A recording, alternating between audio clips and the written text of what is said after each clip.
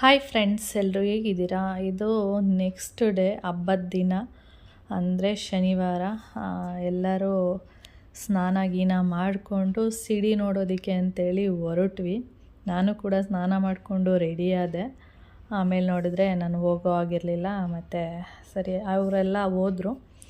ಮತ್ತು ಇನ್ನೇನು ಮಾಡೋದು, ನಾನು ಮನೆಯಲ್ಲೇ ಉಳ್ಕೊಂಡೆ. ಹಾಗೆ ಅವರೆಲ್ಲ ರೆಡಿಯಾಗಿ ಹೊರಟರು. ಆಮೇಲೆ ಸಿಡಿ ಅವ್ರು ಹೋಗೋದ್ರೊಳಗಡೆ ಸಿಡಿ ಬಂದು ಆಗೋಗಿತ್ತಂತೆ. ಇವ್ರು ಹೋಗಿದ್ದು 9:30 ಆ ಥರ ಆಗೋಗಿತ್ತು. ಮತ್ತು ನನಗೆ ಈ ಥರ ಆಯಿತು. ಮತ್ತು ಸರಿ ಆಯಿತು ಅಂದ್ಬಿಟ್ಟು ಸುಮ್ಮನೆ ಆಗಿಬಿಟ್ಟೆ. ಆಮೇಲೆ ಒಂದು ರೀತಿ ಒಳ್ಳೆಯದೇ ಆಯಿತು, ನಿನ್ನೆ ದೇವಸ್ಥಾನಕ್ಕೆ ಹೋಗಿ ಬಂದಿದ್ದು. ಯಾಕೆಂದರೆ ಇವತ್ತಾಗಿದ್ದಿದ್ರೆ ಹೋಗೋಂಗೆ ಇರಲಿಲ್ಲ. ನಿನ್ನೆ ದಂಡಮ್ಮನ ದೇವಸ್ಥಾನ ಮತ್ತು ಪಟ್ಲದಮ್ಮನ ದೇವಸ್ಥಾನ ಎರಡೂ ಹೋಗಿ ದೇವ್ರ ದರ್ಶನ ಎಲ್ಲ ಮಾಡ್ಕೊಂಡು ಬಂದಿದ್ದೆ. ಒಂಥರ ಒಳ್ಳೆಯದೇ ಆಯಿತು ಅಂತ ಅನ್ಕೋತಿದ್ದೆ. ಆಮೇಲೆ ಇನ್ನೇನು ಅವರೆಲ್ಲ ದೇವಸ್ಥಾನಕ್ಕೆ ಹೋದರು. ಹಾಗೆ ಸಿಡಿ ಎಲ್ಲ ನೋಡಿಕೊಂಡು ಅವ್ರು ಬರೋದಿನ್ನು ಲೇಟ್ ಆಗುತ್ತೆ. ಆ ಕಡೆಯಿಂದ ಬರಬೇಕಾದ್ರೆ ಸ್ವಲ್ಪ ಜಾತ್ರೆ ಎಲ್ಲ ಇರುತ್ತಲ್ವ, ಅದೆಲ್ಲ ನೋಡಿಕೊಂಡು ಮಕ್ಕಳು ಅದು ಇದು ಅಂದ್ಕೊಂಡು ಬರುವಾಗ ಲೇಟ್ ಆಗುತ್ತೆ. ಅದಕ್ಕೆ ನಾನು ನಮ್ಮ ಪುಟ್ಟಯ್ಯವ ಇಬ್ಬರೂ ಸೇರಿಕೊಂಡು ನಾನಿಲ್ಲಿ ಮಟನ್ ಸಾಂಬಾರು ಸಿಂಪಲ್ಲಾಗಿ ಅಡುಗೆ ಮಾಡ್ತಾಯಿದ್ವಿ. ಮಟನ್ ಸಾಂಬಾರು, ಅನ್ನ, ಮುದ್ದೆ ಅಷ್ಟೇ, ಇನ್ನೇನು ಮಾಡ್ತಾಯಿರಲಿಲ್ಲ. ಬೇರೆ ಬೇರೆದು ಸ್ಪೆಷಲಾಗಿ ಏನಾದ್ರು ಮಾಡೋ ಥರ ಆ ಥರದ್ದೇನು ಬೇಡ, ಇಷ್ಟೇ ಸಾಕು ಸಿಂಪಲ್ಲಾಗಿ. ಆವಾಗ ಈಸಿನೂ ಆಗುತ್ತೆ ಮತ್ತು ಟೈಮು ಉಳಿಯುತ್ತೆ, ನಾವು ಆರಾಮಾಗಿ ಕೂತ್ಕೊಂಡು ಮಾತಾಡ್ಬೋದು ಅಂತೇಳಿ ಈ ರೀತಿ ಮಾಡ್ಕೊಂಡ್ವಿ. ಹಾಗೆ ನಾನು ಅವ್ರು ಬರೋದು ಒಳಗಡೆ ನಾನು ಈರುಳ್ಳಿ, ಬೆಳ್ಳುಳ್ಳಿ, ಶುಂಠಿ, ಕೊತ್ತಂಬರಿ ಸೊಪ್ಪು, ಸಾಂಬಾರಿಗೆ ಏನೇನು ಐಟಮ್ಗಳೆಲ್ಲ ಬೇಕು ಅದನ್ನೆಲ್ಲ ರೆಡಿ ಮಾಡಿ ಇಡ್ತಾಯಿದ್ದೆ. ಆಮೇಲೆ ನಮ್ಮ ಪುಟ್ಟಯ್ಯವನೇ ಸಾಂಬಾರೆಲ್ಲ ಮಾಡುವಂಥದ್ದು. ಅವರು ಎಷ್ಟು ಅಂತ ಆಮೇಲೆ ತೆಗೆದು ರುಬ್ಬೋದಕ್ಕೆ ಹಾಕೋತಾರೆ. ಅದಕ್ಕೆ ನಾನೆಲ್ಲ ರೆಡಿ ಮಾಡಿ ಇಡ್ತಾಯಿದ್ದೆ. ಹಾಗೆ ಮಟನು ಕೂಡ ತರಿಸಿದ್ರು, ನಾಟಿ ಮಟನು. ತುಂಬ ಅಂದರೆ ತುಂಬ ಚೆನ್ನಾಗಿತ್ತು. ಆ ಮಟನನ್ನು ಸ್ವಲ್ಪ ದಪ್ಪದಾಗಿ ಕಟ್ ಮಾಡಿಬಿಟ್ಟಿದ್ರು. ಅದಕ್ಕೆ ನಮ್ಮ ಪುಟ್ಟಯ್ಯವ ಅದನ್ನು ನೀಟಾಗಿ ಮಾಡ್ತಾಯಿದ್ದಾರೆ ಅಷ್ಟೇ. ಅಂದರೆ ಸ್ವಲ್ಪ ಸಣ್ಣದಾಗಿ ಕಟ್ ಮಾಡ್ತಾಯಿದ್ದಾರೆ. ಅದಾದಮೇಲೆ ನಾನು ಅದೆಲ್ಲ ಬಿಡಿಸ್ಕೊಟ್ಬಿಟ್ಟು, ಹಾಗೆ ಇದು ನಮ್ಮ ಅಪ್ಪನ ಫೋಟೋ ನೋಡಿ. ನಮ್ಮಪ್ಪ ಆ ಒಂದು ಏಜಲ್ಲಿ ಯಾವ ಥರ ಇದ್ದರೂ ಅದನ್ನು ಈ ರೀತಿಯಾಗಿ ಫೋಟೋ ಎಲ್ಲ ಮಾಡಿಸಿದ್ದಾರೆ. ನೆಕ್ಸ್ಟ್ ಇನ್ನೊಂದು ದಿನ ಹೋದಾಗ ಆ ಫೋಟೋನ ಕೆಳಗಡೆ ತೊಗೊಂಡು ಅದನ್ನು ನೀಟಾಗಿ ವಿಡಿಯೋ ಮಾಡ್ತೀನಿ. ಅವಾಗ ಚೆನ್ನಾಗಿ ಕಾಣಿಸ್ತಾರೆ. ಅದರದ್ದು ಚಿಕ್ಕ ಚಿಕ್ಕ ಫೋಟೋಗಳಿದೆ, ನಮ್ಮ ಪುಟ್ಟಯ್ಯವ ಇಟ್ಟಿದ್ದಾರೆ. ಅಂದರೆ ಆ ಏಜಲ್ಲಿ ಅಪ್ಪ ಎಷ್ಟು ಚೆನ್ನಾಗಿದ್ದರು ಅಂತೇಳಿ. ಓಕೆ, ಇವರೆಲ್ಲ ಅಷ್ಟೊತ್ತಿಗೆ ಬಂದರು. ಎಲ್ಲರೂ ಬಂದಮೇಲೆ ನಮ್ಮ ಪುಟ್ಟಯ್ಯವ ಅಷ್ಟೊತ್ತಿಗೆ ಅಡುಗೆಗೆ ಏನೇನು ಬೇಕು ಎಲ್ಲ ರೆಡಿ ಮಾಡಿ, ಅವರೇ ಅಲ್ವಾ ಮಾಡೋದು ಅಡುಗೆ, ಅವರೇ ಮಾಡ್ತಾಯಿದ್ರು. ಆಮೇಲೆ ಆಂಟಿ ಕೂಡ ಬಂದರು. ಆಂಟಿ ಕೂಡ ಅವತ್ತು ಶನಿವಾರ ಆಗಿರೋದ್ರಿಂದ ಆಂಟಿ ನಾನ್ ವೆಜ್ ಏನೂ ತಿನ್ನಲ್ಲ. ಮೊದಲೇ ನಮ್ಮ ಆಂಟಿ ಏನಂದ್ರೆ ಏನೂ ತಿನ್ನಲ್ಲ.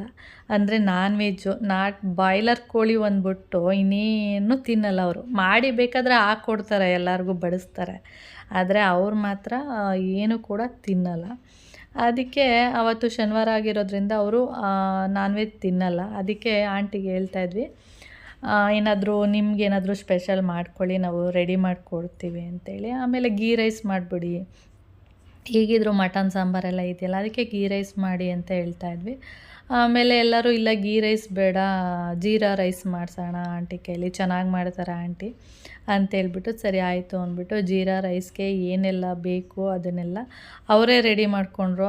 ನಾವೇನು ರೆಡಿ ಮಾಡಿಕೊಟ್ಟಿಲ್ಲ, ಯಾಕೆಂದರೆ ಅದು ಸಿಂಪಲ್ಲಾಗಿ ಅವರಿಗೆ ಗೊತ್ತಿರುತ್ತೆ. ಅದಕ್ಕೆ ನಾನೇ ಮಾಡ್ಕೊತೀನಿ ಅಂದ್ಬಿಟ್ಟು ಅವರೇ ಜೀರಾ ರೈಸ್ ಎಲ್ಲ ಮಾಡಿಬಿಟ್ಟು ಅದಕ್ಕೆ ಒಂದು ಗ್ರೇವಿ ಎಲ್ಲ ಮಾಡಿದ್ರು. ಚೆನ್ನಾಗಿತ್ತು, ಎಷ್ಟು ಚೆನ್ನಾಗಿತ್ತು ಅಂದರೆ ತುಂಬ ಚೆನ್ನಾಗಿತ್ತು.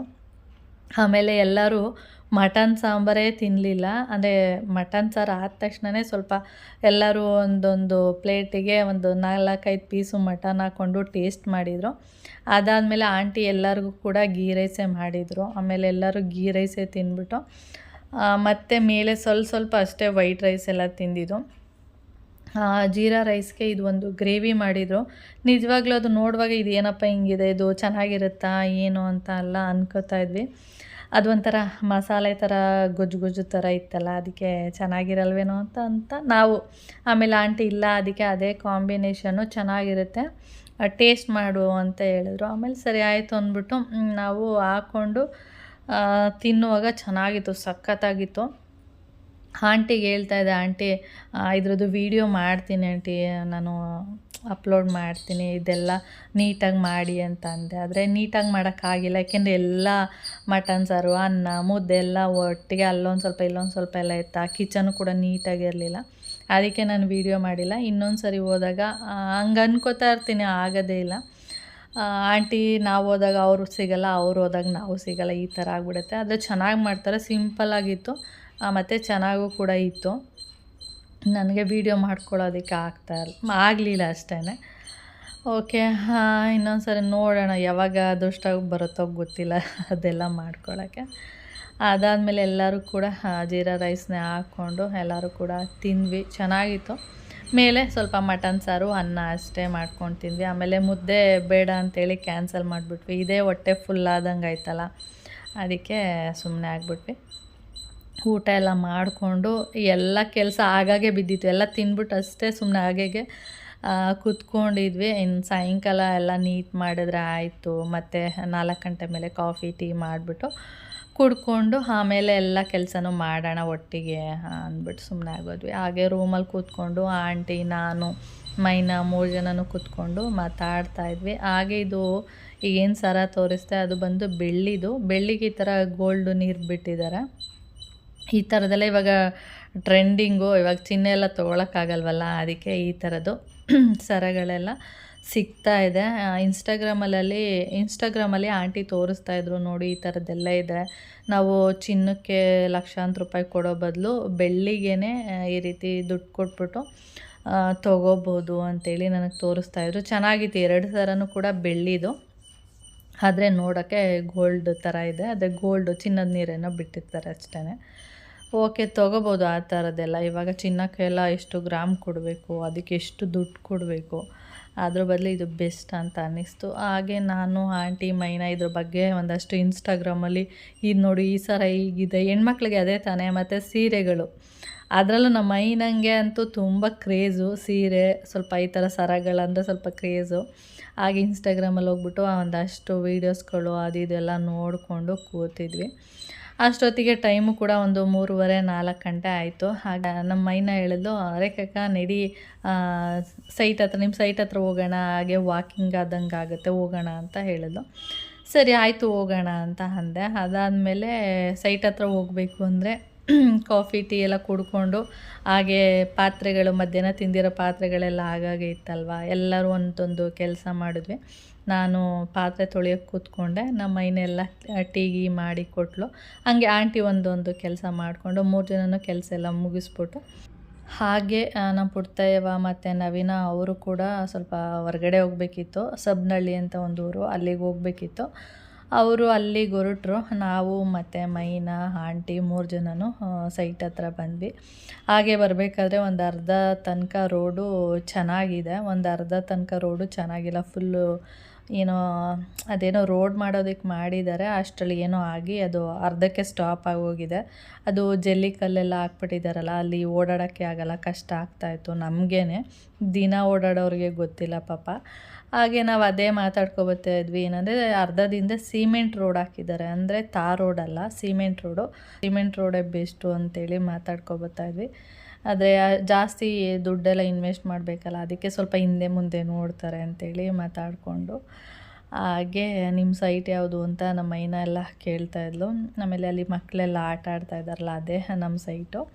ಹಾಗೆ ಇಲ್ಲೊಂದು ಮನೆ ಯಾರೋ ಕಟ್ತಾ ಇದ್ದಾರೆ. ಅದು ಹೇಗೆ ಈ ಕಡೆ ಅವ್ರದ್ದು ವೆಸ್ಟ್ ಸೈಡಿಗೆ ಸೈಟ್ ಇರುವಂಥದ್ದು, ಇಂದ ಈಸ್ಟ್ ಸೈಡ್ಗೆ ಯಾಕೆ ಮನೆ ಕಟ್ತಾ ಇದ್ದಾರೆ ಅಂತ ನಮಗೆ. ಆಮೇಲೆ ನೋಡಿದ್ವಿ, ಅದು ಬಂದು ಕಾರ್ನರ್ ಸೈಟ್ ಆಗಿರೋದ್ರಿಂದ ಅವರು ಈಸ್ಟ್ಗೆ ಡೋರ್ ತೊಗೊಂಡಿದ್ದಾರೆ ಅಷ್ಟೇ. ಮನೆ ಅಲ್ಲೇ ಅದೇ ಸೈಟಲ್ಲೇ ಕಟ್ತಿದ್ದಾರೆ, ಡೋರ್ ಮಾತ್ರ ಈಸ್ಟಿಗೆ ತೊಗೊಂಡಿದ್ದಾರೆ ಅಷ್ಟೇ.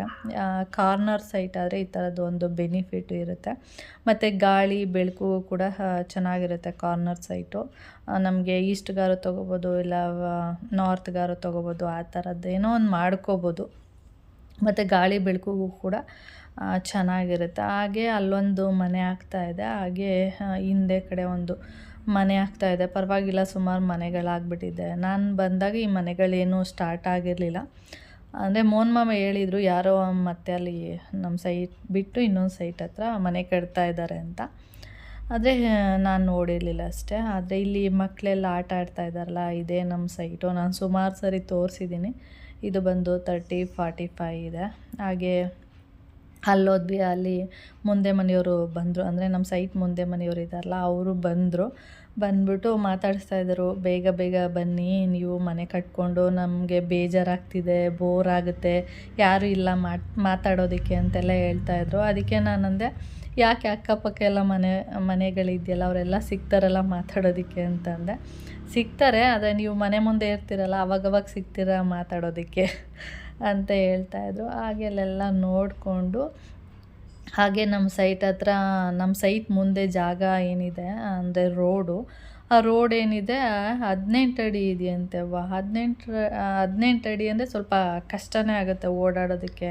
ಅಂದರೆ ಮನುಷ್ಯರು ಓಡಾಡೋದಕ್ಕಲ್ಲ, ಕಾರು ವೆಹಿಕಲ್ ಓಡಾಡೋದಕ್ಕೆ ಸ್ವಲ್ಪ ಕಷ್ಟ ಆಗ್ಬೋದು ಅಂತ ಅನ್ನಿಸ್ತಾಯಿತ್ತು. ಚಿಕ್ಕ ರೋಡು, ಈಗ ಒಂದು ರೋಡು ಅಂದರೆ 25 ಆದರೂ ಇದ್ದರೆ ಅದು ಒಂಥರ ಚೆನ್ನಾಗಿರುತ್ತೆ.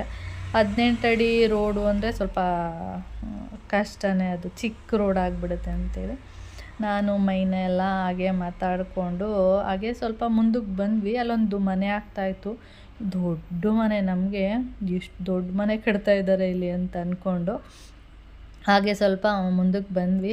ನೋಡಿದ್ರೆ ಅದು ದೊಡ್ಡ ಸೈಟ್ ಅನಿಸುತ್ತೆ ಇದು. ಈಗೇನು ಮನೆ ತೋರಿಸ್ತಾ ಇದ್ದೀನಿ, ಈ ಸೈಟ್ ಬಂದು ದೊಡ್ಡದು ಅನಿಸುತ್ತೆ. 40-60 ಇದೆ ಅಂತ ನಾವು ಅಂದ್ಕೊಂಡಿದ್ದೀವಿ. ಇಲ್ಲ ಇನ್ನೂ ದೊಡ್ಡದೇ ಇರ್ಬೋದೇನೋ ಗೊತ್ತಿಲ್ಲ. ಚೆನ್ನಾಗಿ ಕಟ್ತಿದ್ದಾರೆ, ಮುಂದೆ ಎಲ್ಲ ಪಾರ್ಕಿಂಗ್ ಎಲ್ಲ ಬಿಟ್ಟಿದ್ದಾರೆ.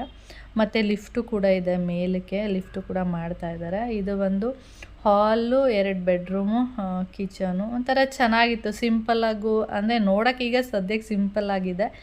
ಇನ್ನು ವುಡ್ ವರ್ಕ್ ಎಲ್ಲ ಮಾಡಿಸಿದ್ರೆ ಫುಲ್ಲು ಗ್ರ್ಯಾಂಡಾಗಿ ಕಾಣಿಸುತ್ತೆ. ಇನ್ನು ಇದು ನನ್ನ ಪ್ರಕಾರ ಓನರ್ಗೆ ಅನ್ಕೋತೀನಿ, ಏಕೆಂದರೆ ದೇವ್ರ ಮನೆಯೆಲ್ಲ ಫುಲ್ಲು ದೊಡ್ಡದೆಲ್ಲ ಮಾಡಿದ್ದಾರೆ. ಅಂದರೆ ನಮ್ಮ ಪ್ರಕಾರ ಇದು ಓನರು, ಮೇಲೆ ಬಾಡಿಗೆಗಿರ್ಬೋದು ಅಂತ ನಾವು ಮಾತಾಡಿಕೊಂಡು ಹೋಗ್ತಾಯಿದ್ವಿ. ಹಾಗೆ ಇಲ್ಲಿ ನೋಡಿ ಇಷ್ಟು ಪಾರ್ಕಿಂಗ್ ಎಲ್ಲ ಬಿಟ್ಟಿದ್ದಾರೆ. ಹಾಗೆ ಸೈಡಲ್ಲಿ ಲಿಫ್ಟು ಕೂಡ ಇದೆ. ಹಾಗೆ ನಾವು ಮೇಲೆ ಹೋಗ್ತಿದ್ವಿ, ಆದರೆ ಮೇಲೆ ಕೆಲಸದವರು ಕೆಲಸ ಮಾಡ್ತಾಯಿದ್ರು, ಅದಕ್ಕೆ ಚೆನ್ನಾಗಿರಲ್ಲ ಅಲ್ವಾ ಹೋದರೆ ಅಂದ್ಬಿಟ್ಟು ಮೇಲೆ ಹೋಗಲಿಲ್ಲ. ಹೀಗೆ ಕೆಳಗಡೆ ನಿಂತ್ಕೊಂಡು ಮಾತಾಡಿಕೊಂಡು ಒಂದಷ್ಟು ವೀಡಿಯೋ ಎಲ್ಲ ಮಾಡಿಕೊಂಡು ಆಮೇಲೆ ಈ ಮನೆ ತೋರಿಸ್ತೀನಿ. ಹಾಗೆ ಹೋಗ್ಬೇಕಾದ್ರೆ ಎಷ್ಟು ದೊಡ್ಡದಿದೆ ಅಂಥೇಳಿ.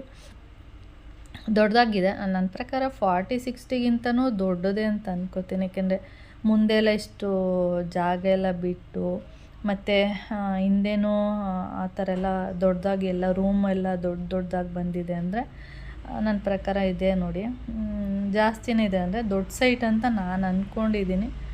ನೋಡಬೇಕಪ್ಪ, ಗೊತ್ತಿಲ್ಲ. ಅಲ್ಲಿ ಯಾರೂ ಇರಲಿಲ್ಲ, ಪಾಪ ಕೆಲಸದವ್ರು ಅಷ್ಟೇ ಕೆಲಸ ಮಾಡ್ತಾಯಿದ್ರು. ನಾವು ನೋಡಿಕೊಂಡು ಪರವಾಗಿಲ್ಲ, ಇಷ್ಟು ದೊಡ್ಡ ಮನೆ ಕಟ್ತಾ ಇದ್ದಾರಲ್ಲ ಅಂತ. ಚೆನ್ನಾಗಿದೆ ಒಟ್ಟಲ್ಲಿ. ಇನ್ನೊಂದು ಸರಿ ಏನಾದ್ರು ಹೋದಾಗ ಇನ್ನೂ ಇಂಪ್ರೂವ್ ಆಗಿದ್ದರೆ ನೋಡೋಣ. ಹೋದಾಗ ಬೇಕಾದ್ರೆ ವೀಡಿಯೋ ಮಾಡ್ತೀನಿ. ಆದರೆ ಯಾರೂ ಇಲ್ಲ ಅಂದರೆ ಹೋಗಿ ವೀಡಿಯೋ ಮಾಡ್ಬೋದು, ಯಾರಾದರೂ ಇದ್ದರೆ ವೀಡಿಯೋ ಮಾಡೋಕ್ಕೆ ಕಷ್ಟ. ಮೇಲೆ ನನ್ನ ಪ್ರಕಾರ ಬಾಡಿಗೆಗೆ ಅಂದ್ಕೊಂಡಿದ್ದೀವಿ, ನಾವು ಮಾತಾಡ್ಕೊಂಡಿದ್ದು. ಕೆಳಗಡೆ ಓನರ್ ಇರೋದಕ್ಕೆ ಈ ರೀತಿ ಮಾಡ್ಕೊಂಡಿದ್ದಾರೆ ಅಂತ ಅಂದ್ಕೊಂಡು ಹಾಗೆ ಇಲ್ಲಿಂದ ಹೊರಟ್ವಿ. ಹಾಗೆ ಇಲ್ಲಿಂದ ಹೋಗ್ಬೇಕಾದ್ರೆ ನಮ್ಮ ನವಿ ಫೋನ್ ಮಾಡ್ದೆ. ಹಾಗೆ ನನ್ನದು ಏನದು ಚಿನ್ನದ್ದು ಓಲೆ ಹಾಕಿದ್ನಲ್ಲ, ಅದನ್ನು ಈಸ್ಕೋಬೇಕಿತ್ತು, ಅದು ಮಾಡಿದ್ದೀನಿ, ಬನ್ನಿ ಅಂತ ಹೇಳಿದರು. ಅದಕ್ಕೆ ಹೇಗಿದ್ರು ಇಲ್ಲಿ ಮುಗಿಸ್ಕೊಂಡು ಹಾಗೆ ಅಲ್ಲಿಂದ ಚಿನ್ನದ ಅಂಗಡಿಗೆ ಹೋಗೋಣ ಅಂದ್ಕೊಂಡು ಅಷ್ಟೊತ್ತಿಗೆ ನಮ್ಮ ಪುಡ್ತೇವ ಮತ್ತು ನಮ್ಮ ನವಿ ಮತ್ತೆ ಮನೆಗೆ ಬಂದರು. ಆಮೇಲೆ ಮತ್ತೆ ಏನು ಕರೆಕ್ಟು ಏನೋ ಚೀಟಿಗಳೆಲ್ಲ ಇರುತ್ತಲ್ಲ, ಅದೇನೋ ಬೇಕಿತ್ತಂತೆ. ಹಾಗೆ ಅದೆಲ್ಲ ಎತ್ಕೊಂಡು ಆಮೇಲೆ ನಾವು ಒಟ್ಟಿಗೆ ಕಾರಲ್ಲಿ ಚಿನ್ನದ ಅಂಗಡಿಗೆ ಬಂದ್ವಿ. ನನ್ನದು ಚಿನ್ನದ ಓಲೆಗಳು ರೆಡಿ ಇದೆ. ಈ ವಿಡಿಯೋನ ನಾನು ನೆಕ್ಸ್ಟು ವೀಡಿಯೋದಲ್ಲಿ ಹಾಕ್ತೀನಿ. ಈ ವಿಡಿಯೋದಲ್ಲಿ ತೋರಿಸಿಲ್ಲ, ನೆಕ್ಸ್ಟ್ ವೀಡಿಯೋದಲ್ಲಿ ಅದರದ್ದು ವೀಡಿಯೋಸ್ ಎಲ್ಲ ಹಾಕ್ತೀನಿ. ಹಾಗೆ ಚಿನ್ನದ ಅಂಗಡಿಗೆಲ್ಲ ಹೋದ್ಮೇಲೆ ಸ್ವಲ್ಪ ಅದಿದು ಸರಗಳು, ಬಳೆಗಳೆಲ್ಲ ನೋಡುವಂಥದ್ದು, ಯಾವ ಡಿಸೈನ್ ಈಗ ರೀಸೆಂಟಾಗಿದೆ ಮತ್ತು ಯಾವುದು ಹೊಸ ಡಿಸೈನ್ ಬಂದಿದೆ, ಈ ಥರದ್ದೇ ಹೆಣ್ಮಕ್ಳೆಲ್ಲ ನೋಡುವಂಥದ್ದಲ್ವ. ಹಾಗೆ ನಾವು ಯಾರೋ ಬೇರೆಯವರು ಬಳೆ ಎಲ್ಲ ಮಾಡಿಸಿದ್ರಲ್ಲ, ಅದನ್ನೆಲ್ಲ ಹಾಗೆ ನೋಡ್ತಾ ಇದ್ವಿ. ಹಾಗೆ ನನ್ನ ಓಲೆ ಎಷ್ಟು ನನ್ನ ಪ್ರಕಾರ 2.5 ತಿಂಗಳು ಆಗಿರ್ಬೋದು, 2.5 ಇಂದ 3 ತಿಂಗಳು ಹತ್ತತ್ರ ಆಗಿದೆ. ನಾನು ಒಂದೆರಡು ಸರಿ ಫೋನ್ ಮಾಡಿ ಅವ್ರಿಗೆ ವಿಚಾರಿಸಿದ್ದೆ, ಆಗಿದೆಯಾ ಓಲೆ ಮಾಡಿದ್ದೀರಾ ಅಂತೇಳಿ. ಆದರೆ ಅವರು ಕರೆಕ್ಟಾಗಿ ಆನ್ಸರೇ ಮಾಡ್ತಿರ್ಲಿಲ್ಲ. ಅಂದರೆ ಇನ್ನು ಒಂದು ಬಂದಿದೆ, ಒಂದು ಬಂದಿಲ್ಲ ಅಂತ ಹೇಳೋದು, ಇಲ್ಲಾಂದರೆ ಅಲ್ಲಿದೆ ಇನ್ನೇನೋ ಬರುತ್ತೆ, ಇನ್ನೊಂದು ವಾರದಲ್ಲಿ ಬರುತ್ತೆ, ಈ ಥರನೇ ಹೇಳಿ ಹೇಳಿ 3 ತಿಂಗಳಾಗೋಯ್ತು. ಅದಕ್ಕೆ ನಮ್ಮ ಮೈನ ಎಲ್ಲ ಹೇಳ್ತಾಯಿದ್ರು, ಇಷ್ಟು ದಿನ ಆಗೋಯ್ತಲ್ಲ, ಇಷ್ಟು ದಿನ ಯಾರೂ ಇಟ್ಕೊಳ್ಳಲ್ಲ, ಇವ್ರೇನು ಇಷ್ಟು ದಿನ ಇಟ್ಕೊಂಡಿದ್ದಾರಲ್ಲ ಅಂತ. ನನಗೆ ಅದಕ್ಕೆ ನಾನು ಮತ್ತೆ ಫೋನ್ ಮಾಡಿದ್ರೆ ನನಗೆ ಸ್ವಲ್ಪ ಕೋಪ ಬಂದುಬಿಡುತ್ತೆ, ಸ್ವಲ್ಪ ರ್ಯಾಶಾಗಿ ಮಾತಾಡ್ಬಿಡ್ತೀನಿ. ಅದಕ್ಕೆ ನಾನು ನಮ್ಮ ಪುಟ್ಟಯ್ಯನಿಗೆ ಹೇಳ್ದೆ, ನೀವೇ ಮಾಡಿ ಹೇಳಿ ಅವರಿಗೆ, ಮತ್ತೇನಾದ್ರು ಮಾಡಿಲ್ಲ ಅಂದರೆ ನಾವು ಚಿನ್ನನೇ ವಾಪಸ್ ಈಸ್ಕೊಬಿಡೋಣ ಅಂತ ಹೇಳಿ. ಆಯಿತು, ಅದಕ್ಕೆ ಅವರು ಮಾಡಿಬಿಟ್ಟು ಕೇಳಿದ್ರು, ಇಲ್ಲ ರೆಡಿ ಇದೆಯಂತೆ, ಬಾ ಈಗ ಸಿಡಿ ಹಬ್ಬಕ್ಕೆ ಬರ್ತೀಯಲ್ಲ ಆವಾಗ ಈಸ್ಕೊಳ್ಳುವಂತೆ ಅಂತ ಹೇಳಿದರು. ಅದಕ್ಕೆ ನಾವು ಈಗ ಚಿನ್ನದ ಅಂಗಡಿಗೆ ಬಂದಿರೋದು. ಹಾಗೆ ಇದು ಒಂದು ಬಳೆ ಮಾಡಿಸಿದ್ದಾರೆ ಯಾರೋ, ಚೆನ್ನಾಗಿದೆ ಡಿಸೈನ್ ನೋಡೋದಕ್ಕೆ, ನೋಡಿ ಎಷ್ಟು ಚೆನ್ನಾಗಿದೆ, ನನಗಂತೂ ಇಷ್ಟ ಆಯಿತು. ಅದು ಬಂದು 20 ಗ್ರಾಮ್ ಇದೆಯಂತೆ, ಅಂದರೆ 20 ಗ್ರಾಮ್, ಒಂದೊಂದು 10 ಗ್ರಾಮ್ ಬಳೆ. ಚೆನ್ನಾಗಿದೆ ಡಿಸೈನ್ ಎಲ್ಲ. ಆದರೆ ಏನಂದರೆ ಅದು ಕೈಗೆ ಹಾಕ್ಬೇಕಾದ್ರೆ ಕುಯ್ತಾಯಿತ್ತು, ಅಂದರೆ ಒಂಥರ, ಏಕೆಂದರೆ ತುದಿಯಲ್ಲಿ ಒಂಥರ ಶಾರ್ಪ್ ಥರ ಇದೆ, ಒಂಥರ ಅಂದರೆ ಅದು ಡಿಸೈನು ಆ ಥರ ಇದೆ, ನೋಡೋದಕ್ಕೆ ಚೆನ್ನಾಗಿದೆ. ಆದರೆ ಏನಂದರೆ ಅದು ಅಷ್ಟು ಇದನ್ಸಲ್ಲ, ಕೈಗೆ ಹಾಕ್ಬೇಕಾದ್ರೆ ಒಂಥರ ಆಗೋದು. ಆಮೇಲೆ ಮೈನ ನೋಡಿದ್ರು, ಮೈನಂಗೂ ಆಗಲ್ಲ, ಅದು ಆಂಟಿಗೂ ಆಗಲ್ಲ, ಆಮೇಲೆ ನನಗಾಗುತ್ತೆ. ನನಗೆ ಅನ್ನಿಸ್ತಾಯಿತ್ತು ಈ ಸೈಜ್ ಮಾಡಿಸ್ಕೋಬೇಕಿತ್ತು ನಾನು ಬಳೆನ ಅಂತೇಳಿ. ಆವಾಗ ನಾನು 4-5 ವರ್ಷದ ಹಿಂದೆ ಮಾಡಿಸಿದ್ದಲ್ವ, ಆವಾಗ ನಾನು ಆಗ ಈ ಸೈಜ್ ಓಕೆ ಅಂತೇಳಿ ಮಾಡಿಸ್ಕೊಂಡೆ. ಇವಾಗ ನೋಡಿದರೆ ಈ ಸೈಜ್ ಮಾಡಿಸ್ಕೊಂಡಿದ್ದಿದ್ರೆ ಇವಾಗ ಕರೆಕ್ಟ್ ಇರ್ತಿತ್ತು ಅಂತ ಅಂದ್ಕೊಂಡೆ. ನನ್ನ ಬಳೆ ಬಂದು 12 ಗ್ರಾಮ್ ಇದೆ, ಅದೇ ಚಿಕ್ಕ ಸೈಜ್ ಮಾಡಿಸ್ಕೊಂಡಿದ್ದೀನಿ. ಇದು ಸ್ವಲ್ಪ ದೊಡ್ಡದಿದೆ, 10 ಗ್ರಾಮ್ ಬಂದಿದೆ. ಅದೇ ಡಿಸೈನ್ ಎಲ್ಲ ಚೆನ್ನಾಗಿತ್ತು, ಇಷ್ಟ ಆಯಿತು. ಆದರೆ ಏನಂದರೆ ಎಲ್ಲಾದರೂ ಹೋದಾಗ ಹಾಕ್ಕೊಂಡೋಗ್ಬೇಕು, ಮನೆಗೆ ಬಂದಮೇಲೆ ಬಿಚ್ಚಿಡಬೇಕು, ಇಲ್ಲಾಂದರೆ ಅದು ಡೈಲಿ ವೇರ್ ಮಾಡೋಕ್ಕಾಗಲ್ಲ. ಯಾಕೆಂದರೆ ಅದು ಒಂಥರ ಶಾರ್ಪ್ ಥರ ಇರೋದ್ರಿಂದ ಕೈಗೆ ಕೂದಂಗೆ ಆಗ್ಬಿಡುತ್ತೆ, ಒಂಥರ ಚುಚ್ಚಿದಂಗೆ ಆ ಥರ ಫೀಲ್ ಆಗ್ತಾ ಇರುತ್ತೆ. ಆದ್ದರಿಂದ ಅದಾದಮೇಲೆ ನಾವು ಮನೆಗೆ ಬಂದ್ವಿ, ಚಿನ್ನ ಎಲ್ಲ ಈಸ್ಕೊಂಡು. ಆದರೆ ನಾನು ಚಿನ್ನ ಹೇಳಿದ್ದು 4 ಗ್ರಾಮು, 2 ಗ್ರಾಮ್ ಅಂತ ಹೇಳಿದ್ವಿ. ಆದರೆ ನಮ್ಮ ಚಿನ್ನ ಇದ್ದಿದ್ದು 6 ಗ್ರಾಮು. ಆದರೆ ಅವರು 6 ಗ್ರಾಮ್ಗೆ ಕರೆಕ್ಟಾಗಿ ಮಾಡಿದ್ದಾರೆ.